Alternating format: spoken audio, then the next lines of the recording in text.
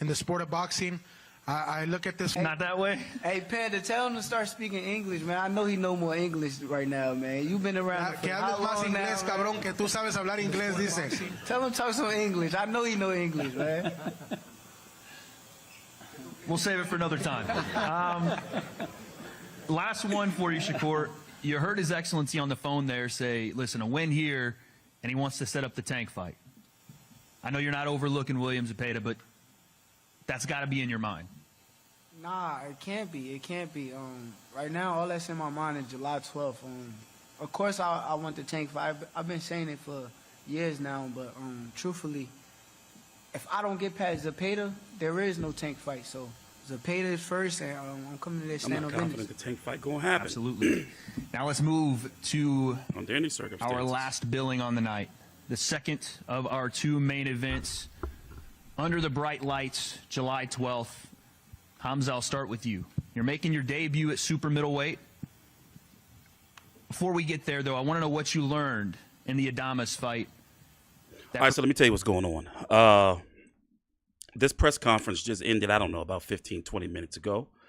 For the July card that's going to feature Edgar Berlanga versus Hamza Shiraz, and then the chief supporter co-feature, they're calling it a double main event, but whatever. You're going to have Shakur Stevenson taking on William Zepeda. Now, I'm going to tell you from the beginning, I got Hamza Shiraz, and I got Shakur Stevenson. If William Zepeda struggled like he did with Tevin Farmer, then I'm not picking him to pick Shakur Stevenson. I just don't see it.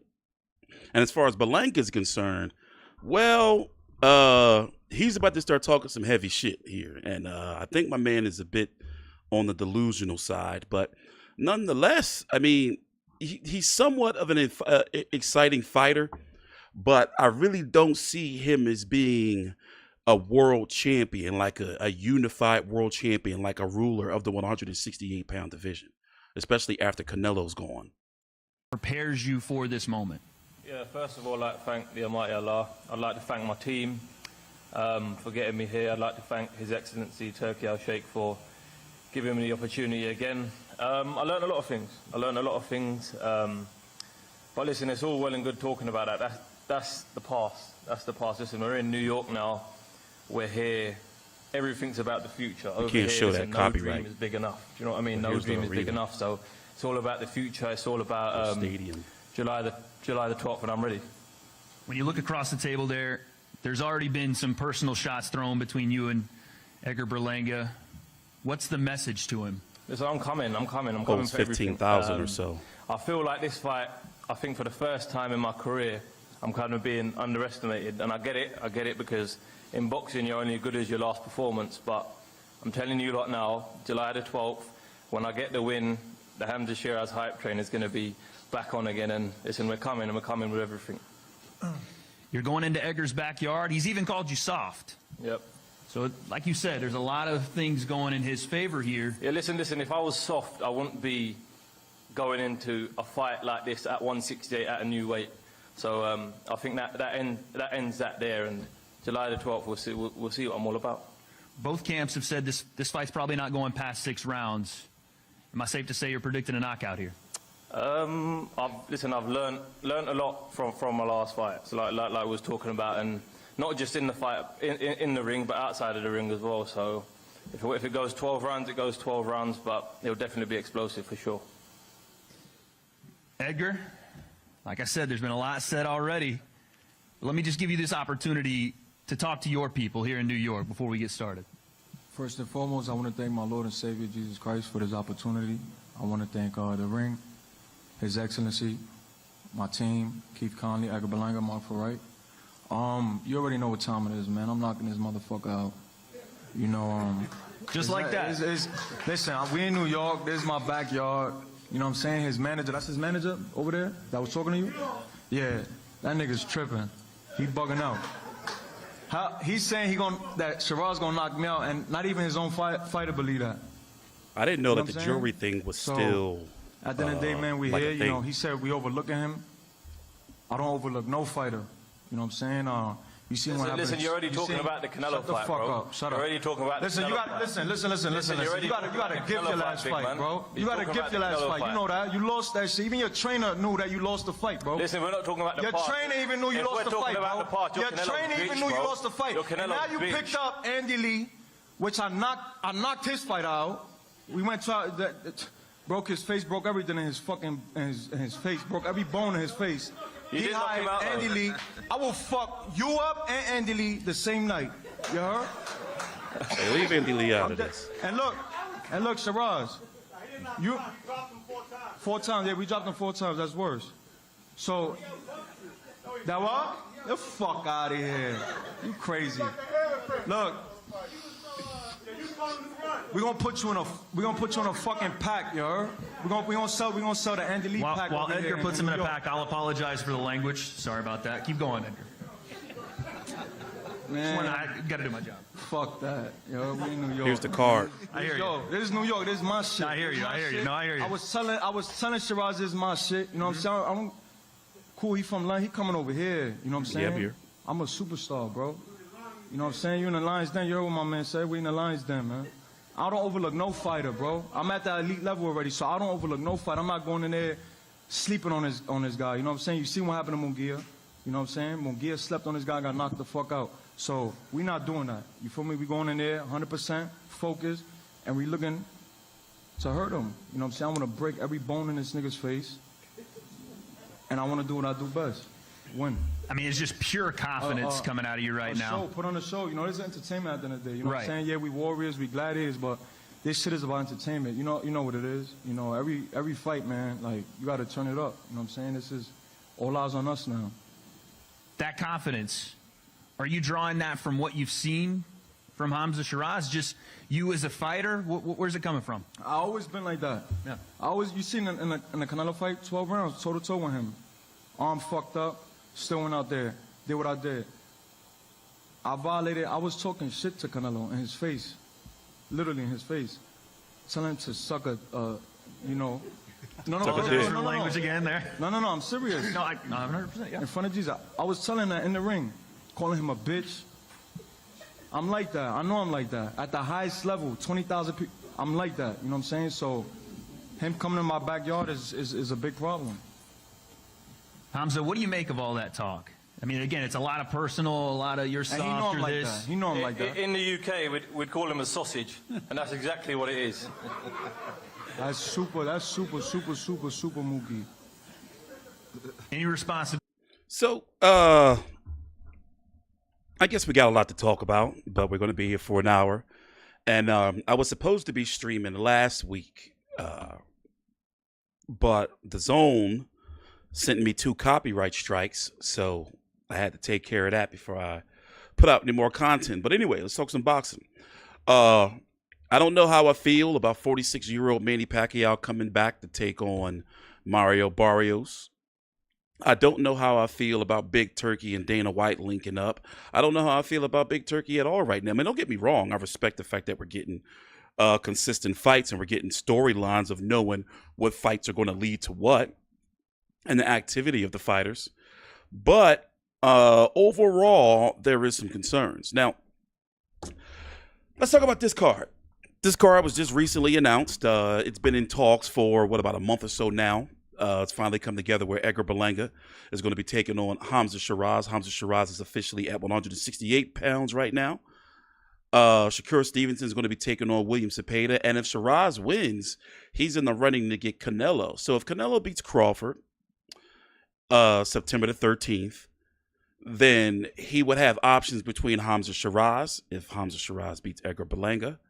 And if he was to return, let's see, in May of next year, then possibly Chris Eubank Jr., if Chris Eubank Jr. beats Conor Benn.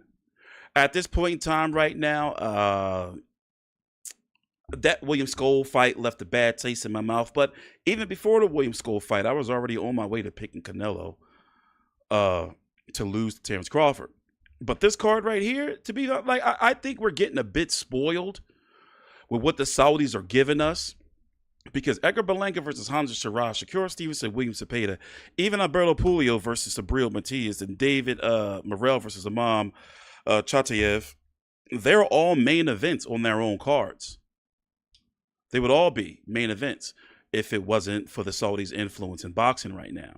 So if I was to rate this card on paper on a scale to A to, let's say, F, I would give this a B plus.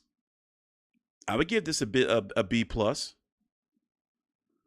You don't know? You know what? I would give this an A minus because the fights are intriguing. I'm trying to figure out what issues did I have with this fight.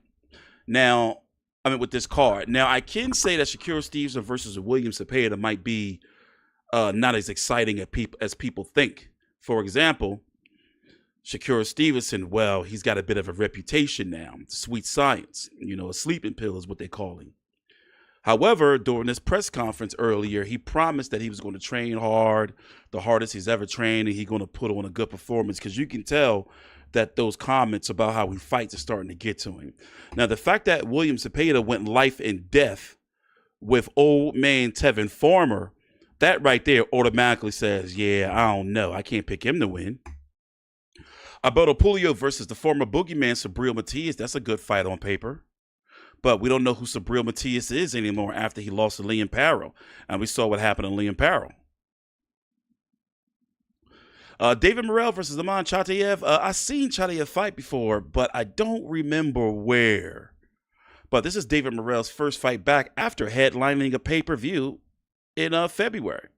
So he went from headlining a PBC pay-per-view to now opening up a Saudi card. And from what I'm understanding is it's going to be a lot of fights on this card. An egregious amount of fights on this card. And it's going to be taking place in the Louis Armstrong Arena. I've been looking it up. For the boxing event, it's going to seat about 15,000 or so. It's smack dab in the middle of New York here. I'll pull up the map to show you exactly where it's at. Let's see here. Pull it up on maps. Here we are. This is the arena right here. As you can see, zooming out. Deep New York. The Barclays Center is around here. MSG is around here. And this boxing event is taking place out here. And it's a tennis arena.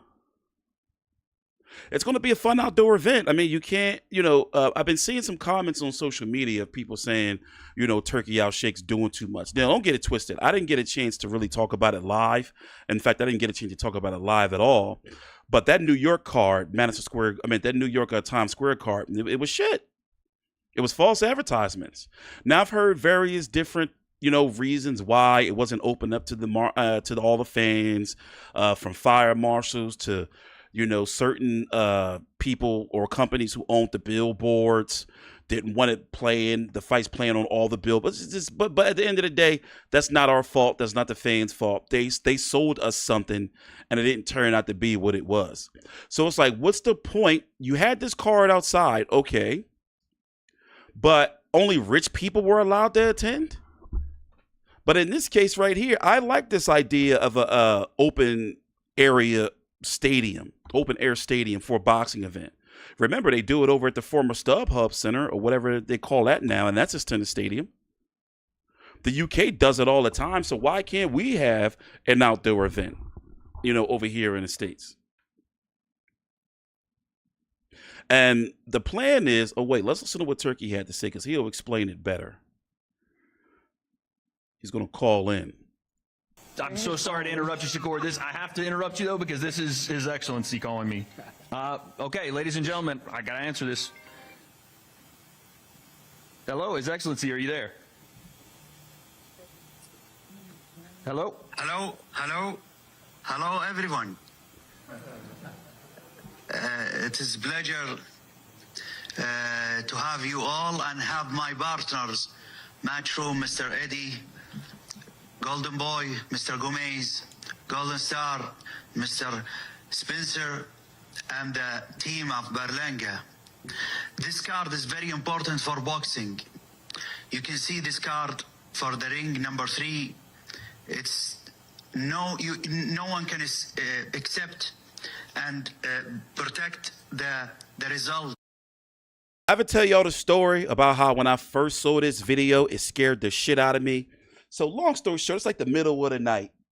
And this video was circulating on social media, but I never seen it before. This is Edgar Berlanga and Shakur Stevenson. I forgot where they were. I think they were at the Olympics, but this was years and years and years ago. And let me tell you what frightened me, because I was like, all right, grainy video. It had no title at the time. So I'm seeing this and I'm like, okay, they're just having fun. And then when he go to do this shit, when he see how he dropped to his knees, scared the shit out of me. Scared the shit out of me when he dropped to his knees like that. Like my heart jumped. I was like, what is this? But then it turned out he just was singing. Turns out he just was singing. That's a little sus. But anyway, back to Big Turkey. Of the card.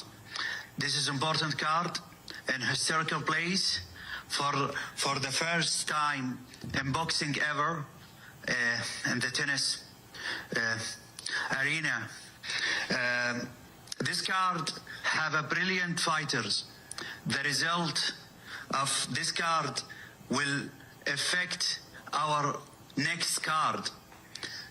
The eye of Shakur is in tank. The eye of Zabida in big fights in Mexico. The eye of the result of Berlanga and Shiraz is in Canelo. This is big cards. This is important card.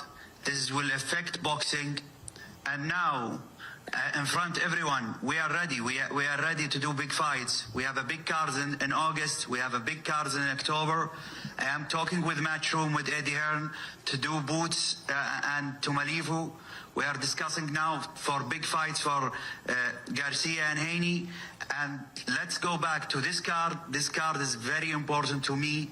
Shakur, Zubaydah, Shiraz, Berlanga. The result of this card will affect the future. This is important card and the historical card for the boxing. Shakur, one of the greatest fighter bound now in the world. Shiraz is the ambassador, and Shakur, both of them is the ambassador of Riyadh season. Shiraz is looking to have a big performance in America and watching the result of Crawford and Canelo. Berlanga want to put very big statement in the first card with us. Zubaydah have a lot of options. We have the Latinos night. We have a big fight preparing now in Mexico. This is important card. This is important card. And the last request for Mr. Firzachi, this belt, we change it. We now want the new version, please. Try to have... All right, but anyway. So if Shakur wins, Turkey's talking about going after Tank. I'm not confident that, he can get Tank. Remember, Tank been talking crazy about Turkey. But then again, Canelo was talking crazy. And I remember that interview what Turkey did where he was like, Canelo doesn't understand. And sure enough, Canelo's fighting in Saudi Arabia. I didn't ever think I was going to see that. And the rumors are that Canelo made $80 million to fight William School. You damn right. Going to fucking Saudi Arabia. Now, as you can see, more and more PBC fighters have been ending up on Saudi cards, but that's because PBC don't have the dates for them. But with guys like Tank Davis is PBC right now.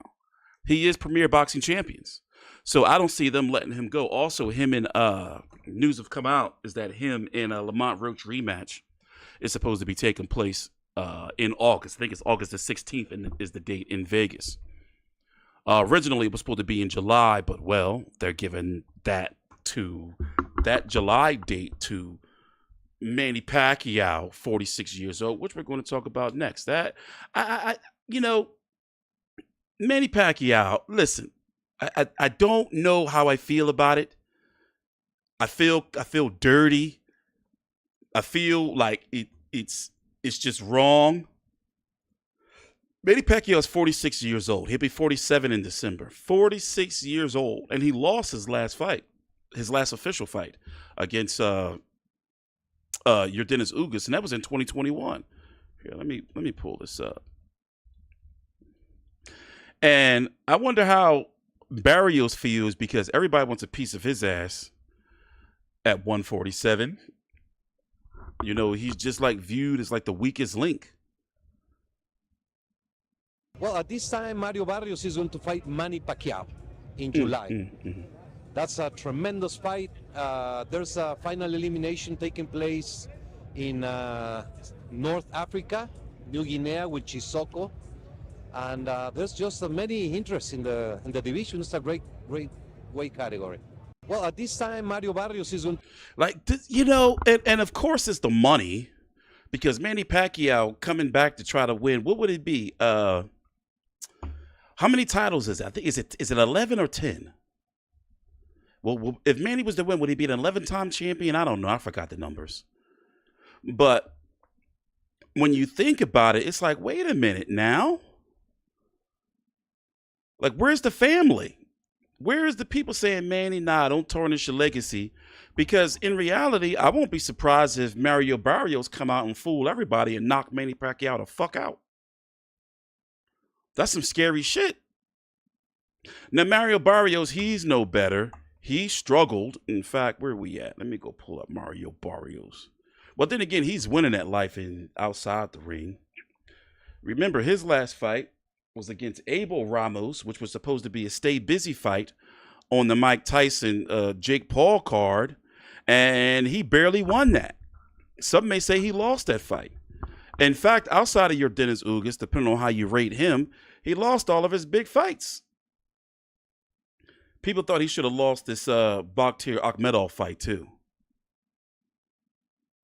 So, you know, to say that Mario Barrios, and listen, he's not a bad fighter. He's not bad.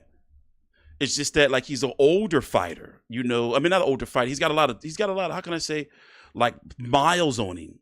There you go. That's the best way I can say it. So I'm interested in how this is going to turn out. It's also supposed to feature the rematch between Tim Tszyu and Sebastian Fundora as the co-feature. I want to show you something. I'm going to pull up a clip here of Manny Pacquiao's last fight, so you can see how he looked. And the fact, look, remember motherfucking your Dennis Ugas did this to him? He was blind. Look, that's Jinky. She had to feed him. This was after his last fight in 2021. Man can't even see his food. And then just throwing him out there. Let's see what he had to say. Maybe the I don't want, the easiest of the champions, maybe that's why Manny decided to come back and give it a try. But even then, Barrios is young. Barrios is a strong guy, that could actually hurt Manny.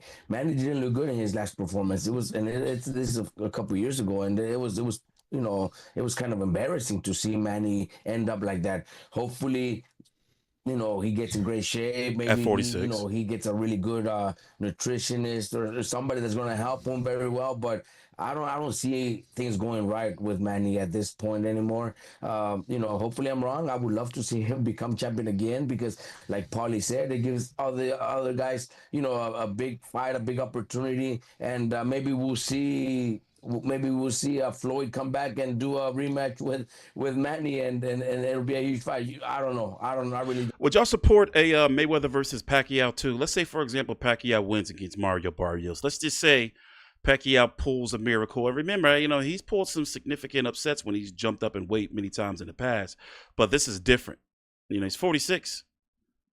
And his last exhibition, he did not look good as well. Let me see here. What was I looking for again?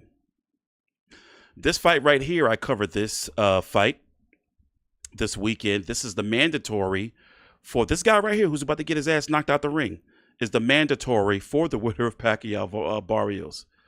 Soliman Sissoko. So this guy is Manny Pacquiao's mandatory. Let me show you his ass gets knocked out the ring.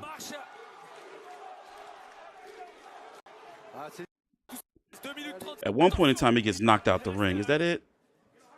Let me see if I can find the clip for you. It's on my Twitter page. But can you imagine? So it's basically like Manny Pacquiao coming back to fight Mario Barrios. It's like, okay, well, you know, so what the fuck y'all gonna do? Like, y'all gonna try to put him in there against Boots? Like, what's going on? Like, what's the point of coming back, you know, if you're not gonna try to compete? I just don't like the idea. It just, like, it kind of makes me sick to my stomach to think about it. But once again, Manny a grown-ass man, so if he want to get beat up or embarrassed, then, you know, who are we to stop him?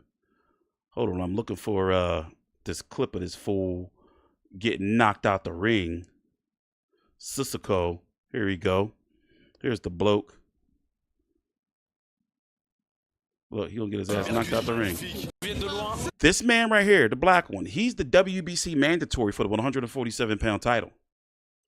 And this was a straight-up robbery. I'm talking about not a close fight that could have went either way. Aglidas Kavalaskis fought Sissoko. I'm sorry if I'm butchering his name. And I did a video on it on the channel. No, I didn't do a video. Damn. I forgot why. But look. There you go. Look. Look. And the only thing that saved him was his shoe.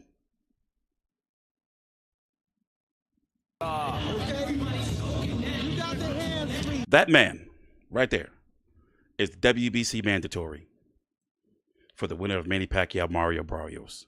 Put him in there against Boots. How about that? Manny Pacquiao's exhibition. Let me pull that up. I believe it was last December in Rising. Let's see, Pacquiao exhibition match 2024. You can watch this online. It was. Look at this. Y'all see this? Y'all see this? Y'all see this mess? Y'all see this mess?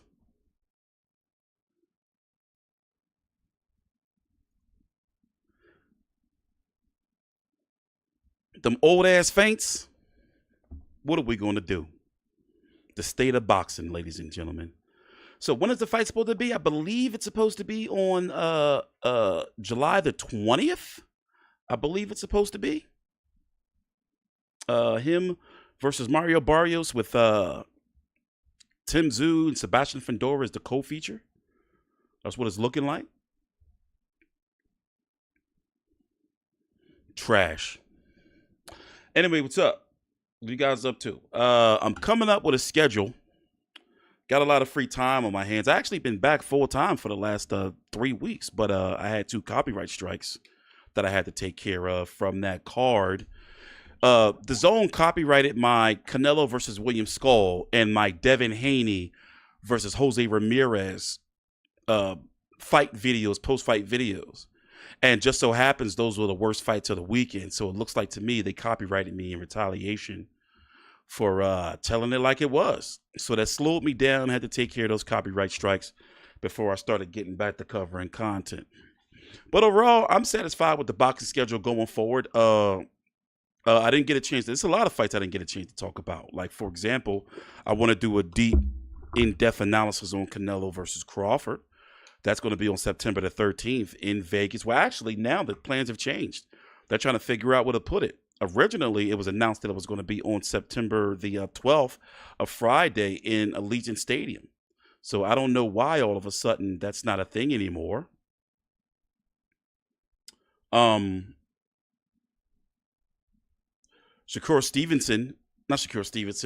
Garcia and Devin Haney, the rematch seems to be going forward despite the fact that Ryan Garcia lost to Rolly Romero.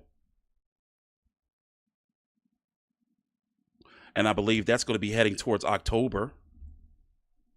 This weekend's pretty light. We got Johnny Fisher taking on Dave Allen in a rematch. Also, a card I'm looking forward to is, well, I'm not really looking forward to it now that I think about it. But the fact that it's going to lead to a bigger fight. Caleb Plant taking on Jose Resendez and Jamal Charlo taking on Thomas Lamana. That's going to be on the 28th of this month. I believe the 28th, or is it the 31st? To kick off White Boy Summer. The winners of that are supposed to go on the fight, meaning Caleb Plant and Jamal Charlo. I think for some reason, I'm really starting to think that Jamal Charlo got something like going on where, you know, like, I mean, listen, maybe it's just me. Jamal Charlo let another man smack him in the face. And Jamal Charlo's just cool with it. He's just cool with it. They had a press conference last week, and it's just like, he just was cool with it. In fact, I kind of want to watch a clip of that press conference. Let's go check it out real quick. And another thing, I want to clown Navarrete, too. He's on my shit list. It's not his fault, but he's on my shit list, and it's only a matter of time before somebody knocks him out. Because he's just moving up with weight with no conditioning, no nothing. He just going up. Where's this press conference at?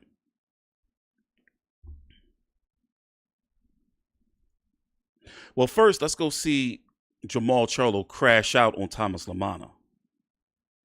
All right, Sean, did you have one more question or no?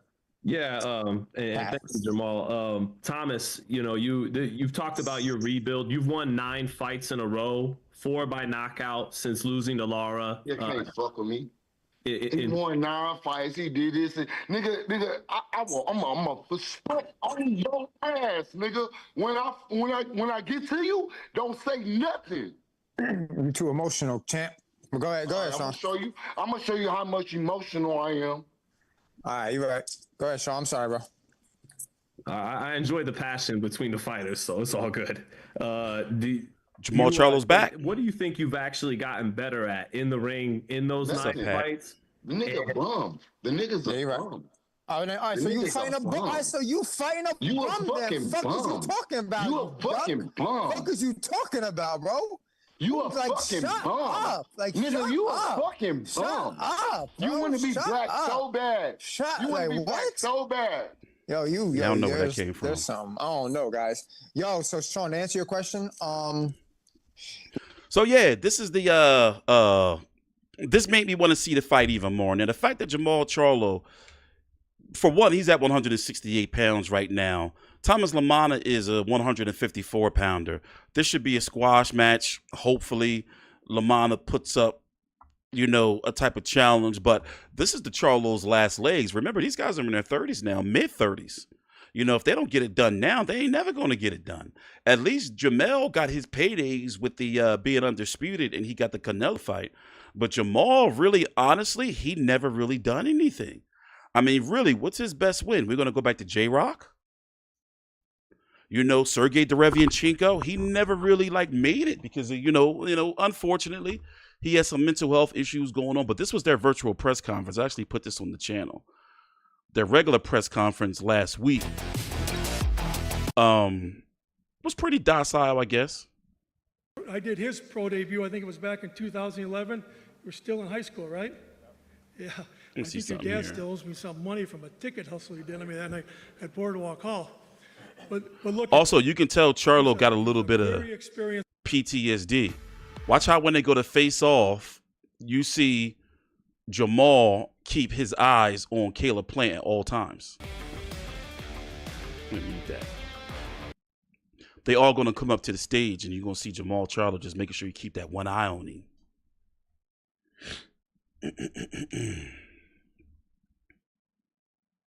But yeah, I know people have been asking me, and basically it's really the only way I can really get back up to really like getting the channel momentum again. I got to go live during fights. That's the only way now. I lost too much momentum. I got to go live on fights for at least a couple of months, and that's going to get shit pumping again. But the schedule, man, I got to get the schedule right. I got to get the schedule right. And to be fair, I've been really enjoying life. Like, this is the most I've enjoyed life in my whole, I'm not going to say my whole adult life, probably since post-college. So the last, like, few years have been phenomenal. few years have been phenomenal. Watch Jamal. Watch Jamal. Keep your eye on him, Maul. Keep your eye on him. Don't get smacked.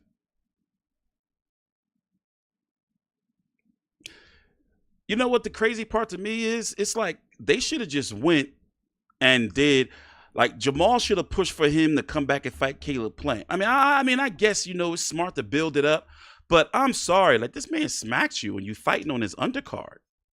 You got to put, some respect out there, bro.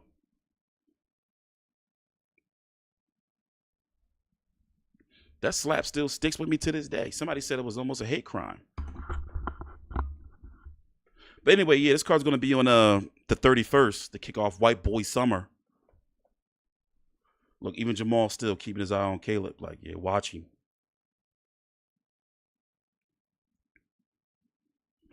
But anyway, what's up with y'all, man? What's going on? Big Turkey Out Shake. You know what I was thinking about is how all these promoters are letting Turkey just come in, and from the outside looking in, is looking like he's giving these promoters these fees to use their fighters. Then when their fighters' contracts are up, they just become Turkey Out Shake fighters. You kind of see where I'm going with this? And I wonder what's going to happen when he starts putting these guys out of business with his own cards. Because for those who don't know, Dana White is supposed to start promoting Turkey Out Shake boxing events. And it possibly is going to be kicking off with Canelo versus Crawford on Netflix. And also UFC may be going to Netflix and other. Okay, well, let me tell you this. Top Rank and UFC have been both unhappy with ESPN and have both been underperforming on ESPN, especially when it comes to pay-per-views, more so for UFC. So now both outfits, Top Rank and UFC, are looking to have their content on multiple platforms. For example, they would have some fights on Netflix, some fights on HBO Max, some fights on here. Those are just like, names I'm throwing out there. Nothing's confirmed. But that's looking like where we're going. And the whole landscape of the sport of boxing is going to change tremendously next year. For example, just look at how a promotional outfit like PBC is hanging on by a thread. Who would have thought that PBC right now would have been just hanging on to their fighters? They're barely hanging on. Guys like David Benavidez, Tank Davis, the Charlos, I don't know who else is over there at PBC. It's getting kind of dire. Even Deontay Wilder, his next fight is not on the PBC platform, is it? From my understanding, it's maybe on BLK Prime or something.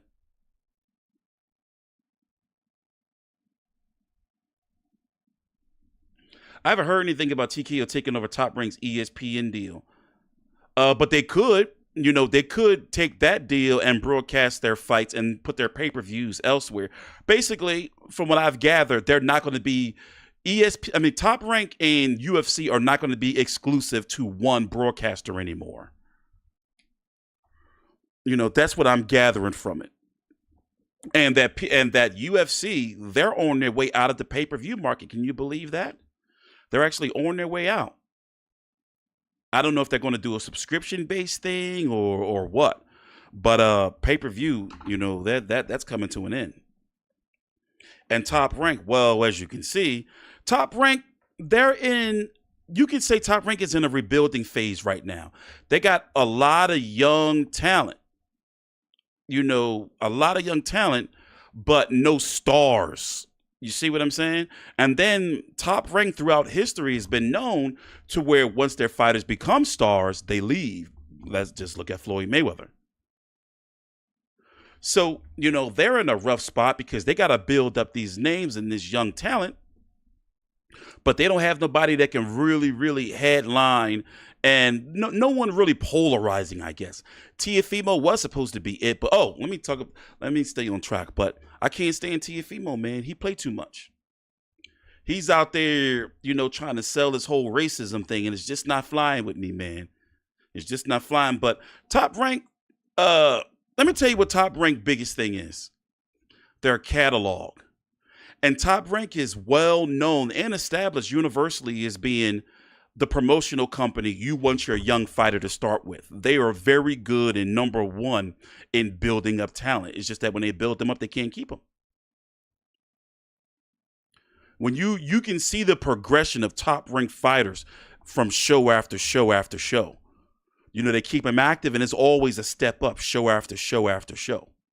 And they keep them active. You can't say the same for PBC. They don't even have any young talent anymore, for real, for real. They're not even recruiting any. And Matchroom, oh my gosh. Matchroom, I don't know what they're doing. They don't, like, what is Matchroom doing? I would have never thought that in this day and age, Frank Warren would be the biggest promoter in the UK right now. And if you notice, when it comes to the Saudi shows, it's Queensberry, then Matchroom. Frank Warren's been leading the way. But one thing I am glad to see is when I was watching the press conference of yesterday for Justice Hooney and Fabio Wortley, I was like, damn, it's really good to see like all the UK, boxing promoters working together. You know, you'll have Ben Shalom, who, don't get enough respect. Then again, I mean, I guess sometimes he be on some bullshit, but you got Ben Shalom, you got Frank Warren, and Eddie Hearn all working together. If we had that unity over here in the States, we would have been a lot further. And one of the reasons why boxing is in the shitters over here in the States is because all these promoters bullshit. And it seems like it's taboo to talk about, that PBC caused a lot of this shit. Their business model caused a lot of this. But it's just taboo to talk about. I'm not saying that Top Rank or Golden Boy. It's a different message I'm trying to get out there from my side, to where it just was a bad taste of putting a lot of fans' mouths. And now, if it's true that Top Rank is not going to be on ESPN in any capacity, you have to wonder where they'll go, and if they'll go to a streaming service like HBO Max, which is now HBO Max again. It should just stay HBO anyway. But we're not going to have any boxing on broadcast TV on any channels. It's all going to be on streaming services. And if you really think about it, who is to blame? All of them have, the blame, but them not working together and making the fights that we wanted to see, and them keeping everything in-house, all of them, it caused like fans to be pissed off. The model's just not working anymore. These fighters got to fight each other. You got to keep the buzz going. And I'm sorry, putting fights on in Saudi Arabia ain't going to do it. To get to Saudi Arabia from the United States, they want people to travel there from the United States to a boxing event. I forgot the exact time. I haven't looked it up in a while, but to get from Philadelphia to Saudi Arabia takes at least 16 hours. At least 16 hours. That's crazy. They couldn't have been in one of the worst locations for people from America to travel to their events. And, I understand what they're trying to do. They're trying to become, a tourist attraction. They're trying to modernize, but it's still going to take some time, and they're giving themselves until 2030.